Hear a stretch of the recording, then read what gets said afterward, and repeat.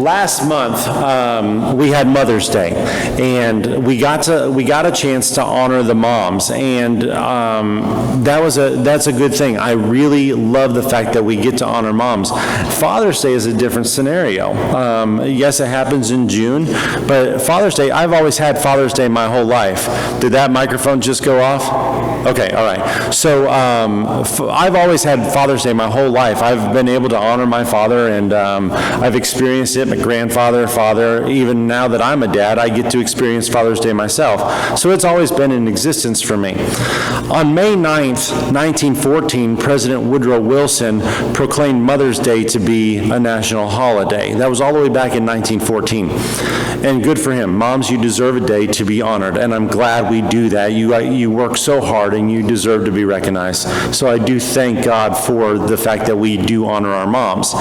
In the same year that World War I began, Mother's Day was established. That's a really awesome thought. After Mother's Day became a thing, the next logical question was, what about the dads? What about the dads? This is where things get really, really interesting. This would become a 58-year-long battle to get a day for fathers. 58 years there was a fight to make Father's Day a thing. The idea of Father's Day would face decades of resistance. Decades, almost 6 decades of resistance. In 1916, Woodrow Wilson, same president that established Mother's Day, wanted to make Father's Day a national holiday also, but was resisted by Congress.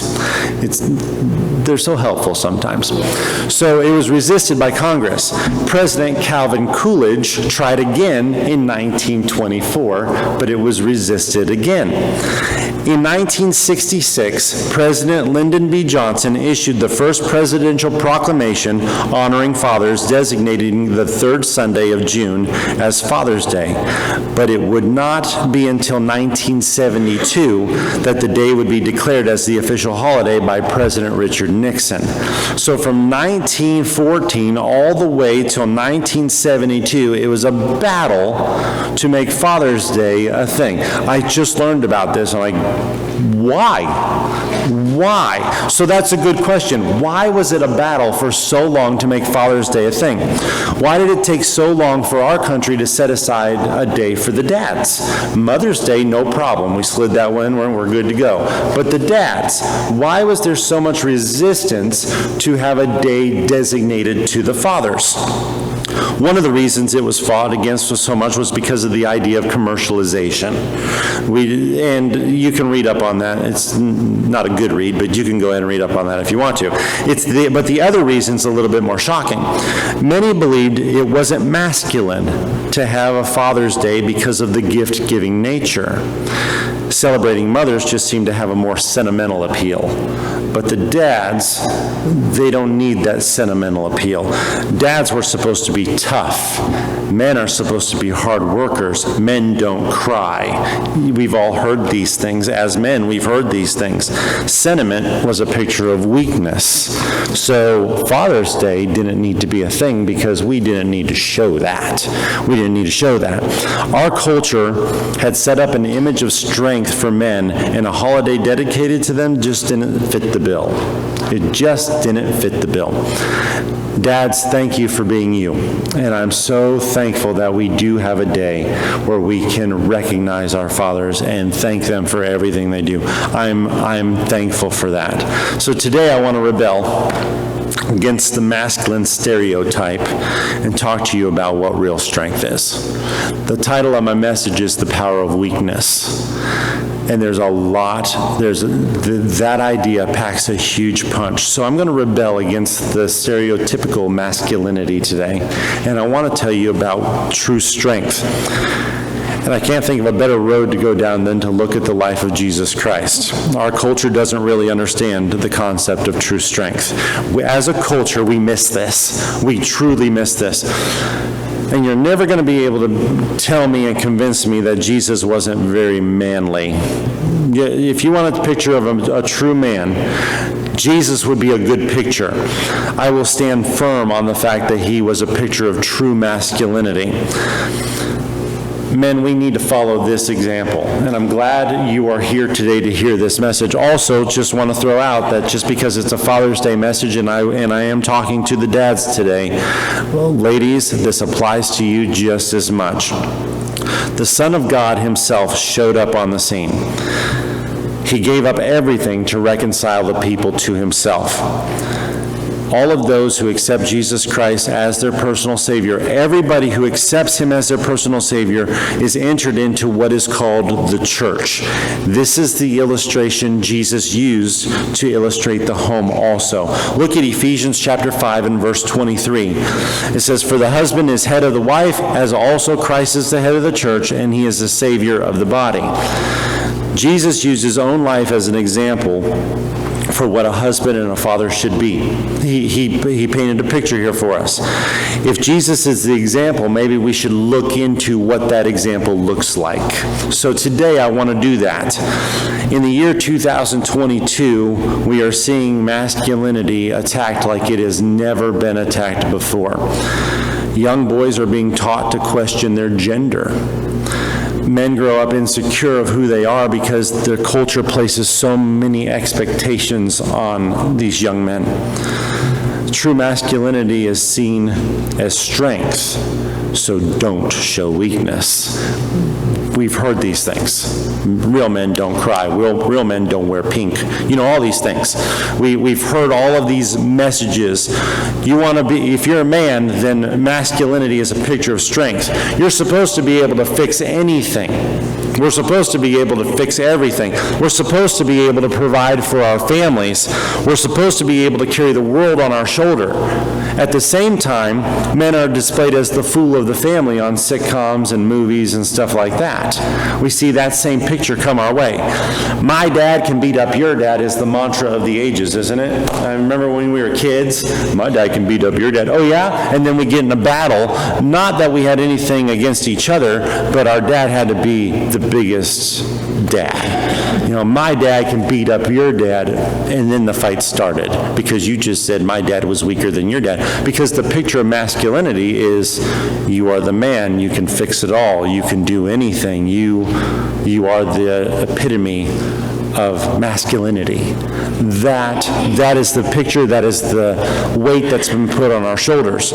So what happens when your dad can't beat up the other person's dad? Then the dad feels shamed and worthless. I should have been able to do it. I should have been able to fix that. I should have been able to solve that problem. I should have. And then you carry the world on your shoulders, and it's more than you can carry, and it crushes you.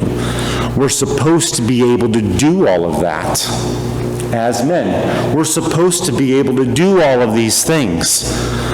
Dads, please stop listening to that message. Please stop listening to that. Jesus showed us exactly how to do this thing, and he did a pretty good job. The example he set was a really good example. And the example he set was both for men and women. But today I'm just going to ask the men to go ahead and take the lead on this one, if you would. Women, you can apply this to your life, but men, I'm asking you, if you would please take the lead on this. Lead your families. Lead the next generation. And if you're still a teenager, I am begging you, grab a hold of this message, get a hold of this message sooner than the rest of us did, because the next generation needs you. They need you to lead. They need you to lead. So start leading now.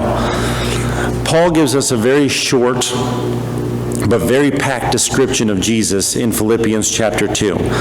Jesus' very first actions displayed a huge contrast to the stereotypical picture of masculinity today. Look at Ephesians chapter 2 and verse 8. And being found in appearance as a man, he humbled himself and became obedient to the point of death, even the death of the cross. The first example that Jesus gave was humility and obedience.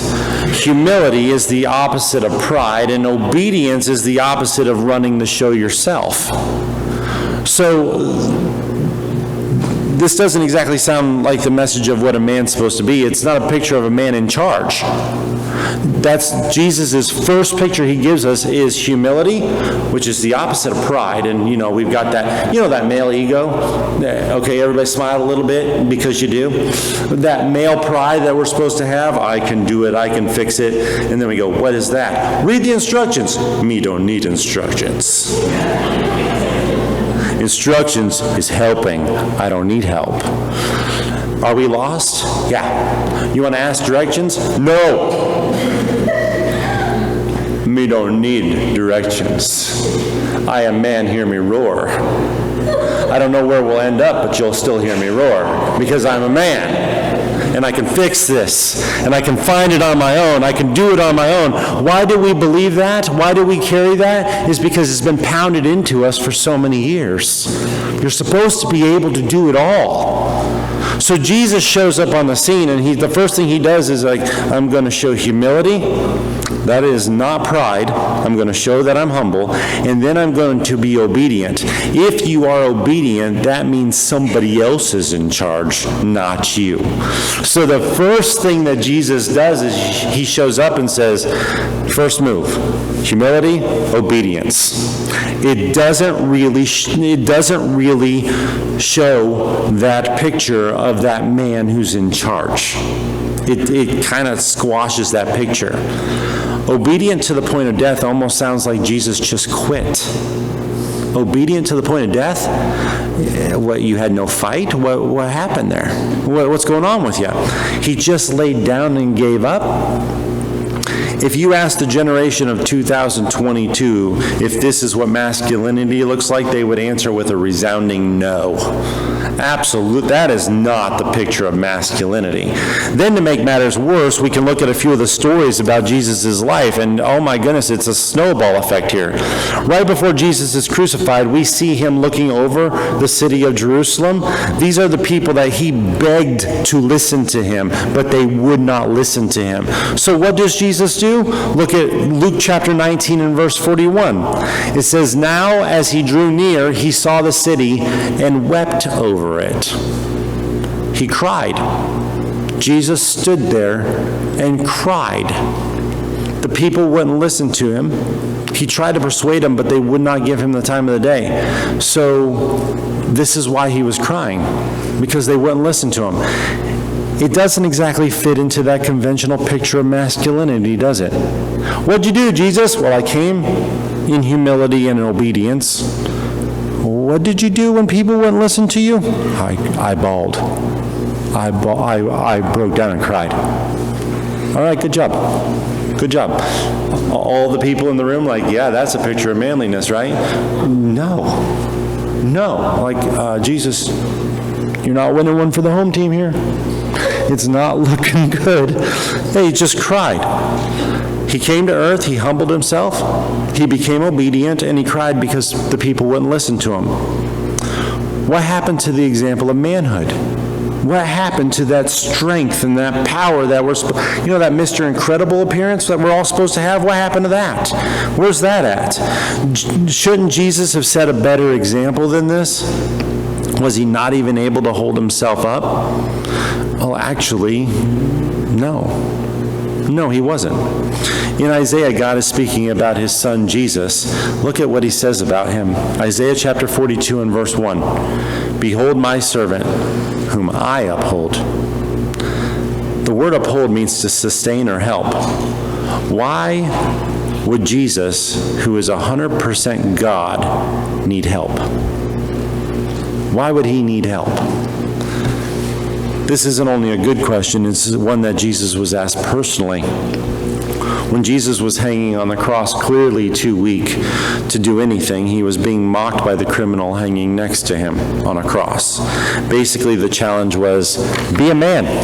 Go ahead and prove you are who you say you are. Go ahead and be a man. Look at Luke chapter 22 and verse 39. Then one of the criminals who were hanged blasphemed him, saying, if you are the Christ, save yourself and us. Come on, Jesus, prove yourself.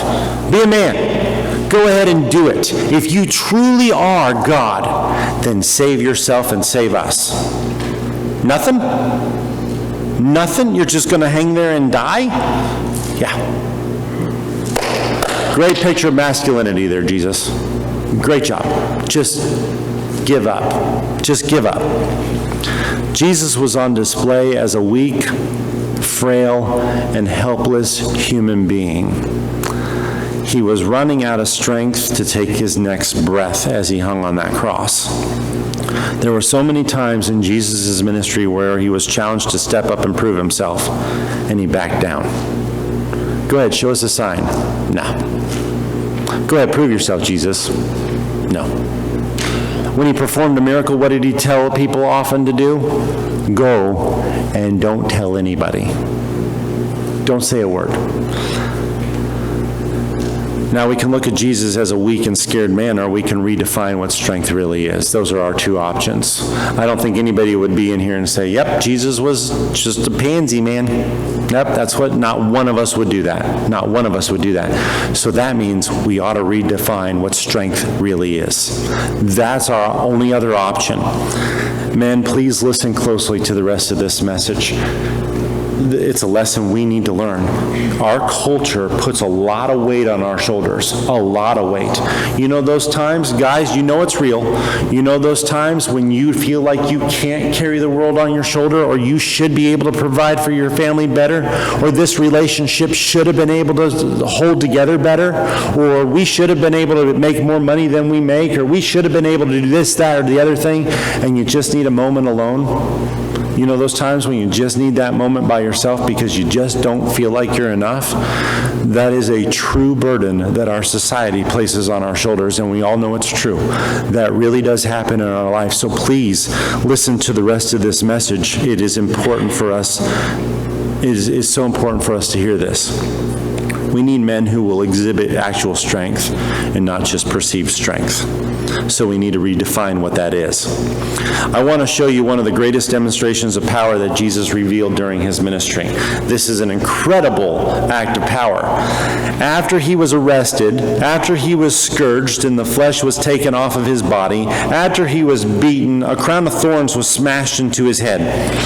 He was dressed in a robe and he was mocked as the King of the Jews. And then he was forced to carry his own cross to the execution site. Jesus was so weak when he was carrying that cross that he needed help. Look at Luke 23 and verse 26. Now as they led him away, they laid hold of a certain man, Simon of Cyrene, a Cyrenian, who was come from the country, and on him they laid the cross that he might bear it after Jesus. Jesus needed help carrying his own cross to the place where his enemies were going to crucify him. He needed help.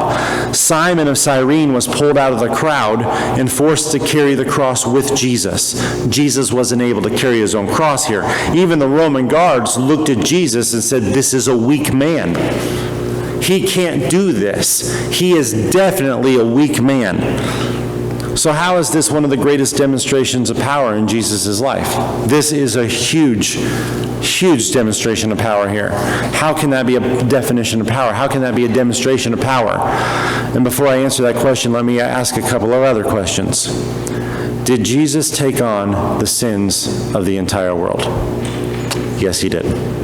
Did Jesus set the captives free who were once under the bondage of sin?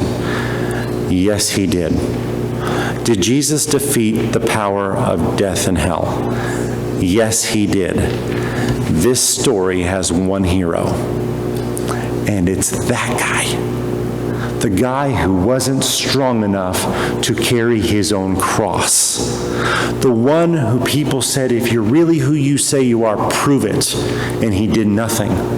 When they accused him, when they yelled, "Crucify, crucify," he didn't say a word to defend himself.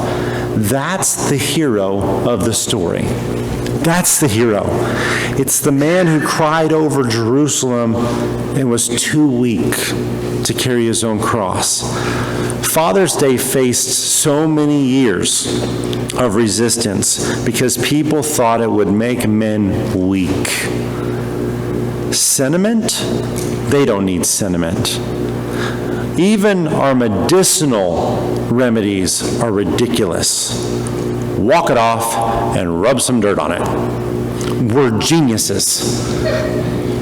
The dirt should fix it, man, because that's all we need. The soil of the earth is enough to bring us back. What is this game? What is this game that we got going on? Why are we trying to carry all the weight of the world? We weren't made for that. We weren't made for that. Why do we carry this burden and this stereotype? Weakness is seen as the enemy of masculinity. Look through our culture. Weakness is the enemy of masculinity. You know, Jesus wouldn't cut it by today's standards of what it means to be a man. He wouldn't have cut it. We never even saw Jesus in a fight. Think about all the stories. You never even saw Jesus in a fight. And when people did finally attack him, he just laid down and took it. And then Paul the Apostle comes in and he gives us some good advice, guys. He gives us some really good advice. This is what he says. Ephesians chapter 6 and verse 10. Finally, my brethren, be strong in the Lord and in the power of his might. What might? What might? Look at the life of Jesus and ask yourself, what might? Where's the picture of power and might in the life of Jesus? It's all over the place. It's all over the place, and we cannot miss this. We need to learn the true definition of strength. If you don't have a job that brings in enough money, it doesn't make you a failure. If your kids grow up and don't listen to the advice you gave them and don't go in the direction that you try to raise them, it doesn't make you a failure. If things are breaking and falling apart around you, or you just don't know how to do something, it doesn't make you a failure. If you have to use GPS, it doesn't make you a failure. If the instructions are in the package, go to the other room and use them. It doesn't make you a failure. Open it right in front of your family and say, I got to read the instructions. It doesn't make you a failure. It doesn't make you a failure. Dads, the problem is not that we're too weak. It's that we don't recognize how weak we really are. That's the problem. That's the problem. This is where the picture of manliness becomes blurred. If we could open our eyes to our needs, rather than just trying to be the answer, then we would finally understand what the answer is. Before Paul the Apostle was saved, he was a man that other people feared. I mean, talk about a man's man. You know, people feared Paul the Apostle. He possessed the highest status among the Jewish community. So you want to know who's the famous guy? It was Saul of Tarsus, who later became... He was a man. He was a strong man. As far as what society said he should be, his record was spotless. Look at his description of himself. His record was spotless. He hunted down Christians and they fled and they hid from him. Yeah, that was a man's man right there. And then he got saved and God completely turned his life around. Paul could have still lived out a proud life to what people would say would be a proud life because, well, yeah, people feared him. He was tough. He put people to death. If you didn't agree with him, he could put you to death. But he could have lived out that proud life. But he had what he referred to as a thorn in the flesh. He had this little bitty issue, and he begged God to remove it 3 times, but God would not do it. And Paul struggled with this, and it humbled him, and it made him feel weak. And he tells us that he begged God to remove it. And this is what God said. Look at what he says here in 2 Corinthians 12:9. It says, and he said to me, my grace is sufficient for you. My strength is made perfect in weakness. Weakness shouldn't be the recipe for manliness, right? Oh, yes. Oh, yeah. My strength is made perfect in weakness. This was God's answer. My strength is made perfect in weakness. If you want to see my power, then learn your weakness. Go ahead and learn your weakness. In the Old Testament, we see God use the most unqualified people for the greatest tasks. You know God doesn't spend a whole lot of time looking for that big, strong guy in the Old Testament. Go ahead and read the stories. It's not real impressive people that God used. David was the youngest of Jesse's sons. And God says, watch him take down that huge man. Little shepherd boy takes down Goliath. Gideon was the smallest person in the smallest family of the smallest tribe. That's how the Bible describes him. And he took down Israel's enemy with the smallest army. God says, your army's too big, make it smaller, make it smaller, make it smaller, make it smaller. Down to 300 guys, and he goes, now that's big enough. We're going the wrong way, God. Your weakness, you'll see my strength.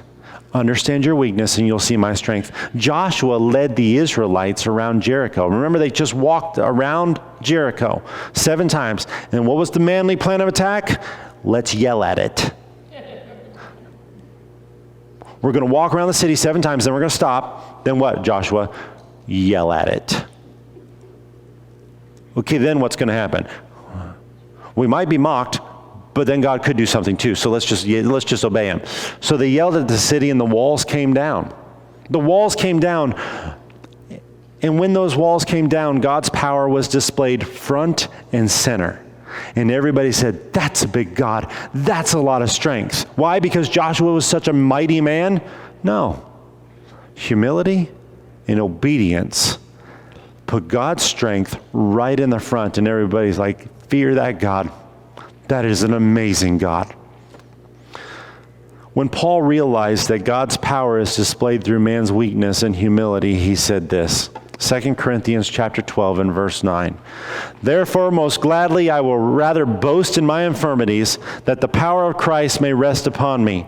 Therefore, I take pleasure in infirmities, in reproaches, in needs, in persecutions, in distresses, for Christ's sake. For when I am weak, then I am strong. This is the true definition of strength, guys. This is the definition of strength. When we understand our weakness, that's when we find strength. That's where the strength is. Jesus understood that strength comes with humility and dependency on God. Let's look at that verse in Philippians one more time. Philippians 2 and verse 8.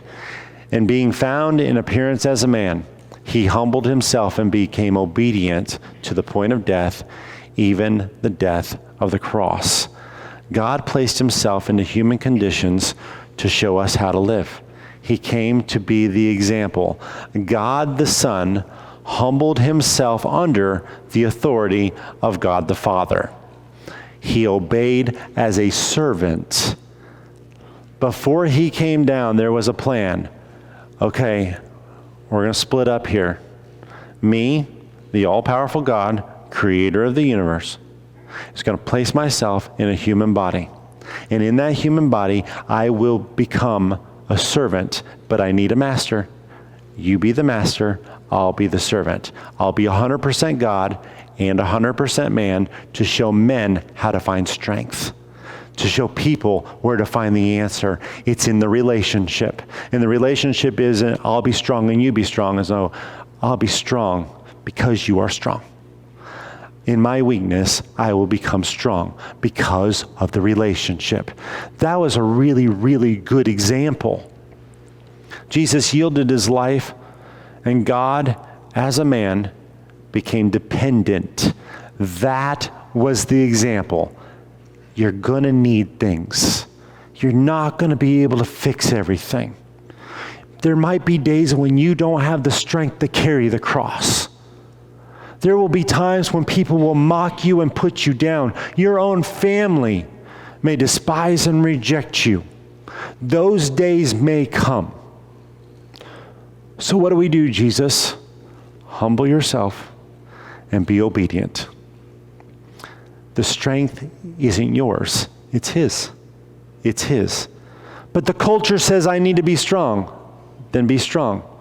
Where am I going to find the strength? In the power of weakness. That's where you can find the strength.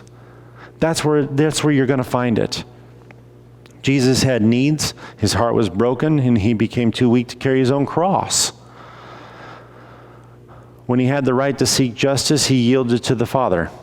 Vengeance is mine, says the Lord. I will repay. Oh, You get them back then. You go ahead and take it. You do what you do. I am going to relinquish my right for justice. God, it's on you. It's on you. Jesus became a servant, he was humble, and he was obedient. Look at the lesson he taught his disciples on the night he was taken to be crucified. John chapter 13 and verse 15. For I have given you an example that you should do as I have done to you. Most assuredly, I say to you, a servant is not greater than his master, nor is he who sent greater than he who sent him. In the very next chapter, he says, my Father is greater than I. Aren't the Father and Son the same person? Yes, they are. Yes, they are. What are you saying then? I became the servant. That makes the master greater than the servant. Still 100% God, showing you the attribute of servanthood. That's a lot of power right there. Jesus was pointing his disciples to the true source of strength. Yield to God. You may be seen weak by other people, but this is true strength. Yield to God. Yield to God. The night that Jesus said these words to his disciples, he was arrested. And Peter, in the Garden of Gethsemane, if you remember the story, Peter rushes to Jesus' defense. He wants to defend Jesus. He reaches for his sword and he's going to fight for Jesus. He pulls out that sword and he cuts the ear off of Malchus, the high priest's servant. He cuts his ear off. And what does Jesus do? He takes the ear and he puts it back on Malchus and he looks at Peter and he goes, that's not how we do it. You live by the sword, you die by the sword. That's not how we do it, Peter. What do? Well, I'm going to go get arrested and get killed. What are you going to do? He says, I'm going to run and hide. That's also not how we do it. But Peter fled. Peter fled because Jesus set an example of humility and obedience. And Peter's, I don't know what to do with this. I don't know what to do with this. Shouldn't we be fighting for you, Jesus? Shouldn't we be men? Shouldn't we fight? And Jesus is like, no. There are times to stand up. There are times to defend. But there's always time to be obedient and humble. And this is the time to be obedient and humble. There's nothing wrong with defending yourself, but Jesus understood that the battle was so much bigger than what Peter thought it was. This man, Jesus, was seen as weak, frail, wounded, and broken. And he fought with humility and surrender to God. The same Jesus snatched the keys of death and hell from Satan. That same guy. Snatched the keys of death and hell from Satan. He sat Satan down and he declared himself as the overcomer. Wait, the weak Jesus did that? There is no weak Jesus. There's no weak, but he cried. Yeah, he cried. His heart was broken. Day one, they killed him. No, 3 days later, he came back and see, this was the plan. There was an attack you didn't see coming, and it was to save you. It was to love you. This fight was for you. This fight was for you. So the approach seems wrong for men. But it's the right thing to do, and Jesus did it that way. He surrendered himself. He was obedient. Jesus set the captives free. Dads, you don't have to be the answer. Go ahead and take that burden and drop it. You don't have to be the answer. You just need to point to people to the one who is. That's your job. That's your job. Point people to the one who is the answer. If you had a broken past, that doesn't make you less of a man. If you're sentimental, if you're one of those guys that are kind of sentimental, or you shed tears from time to time, that's called being a human. That's what that is.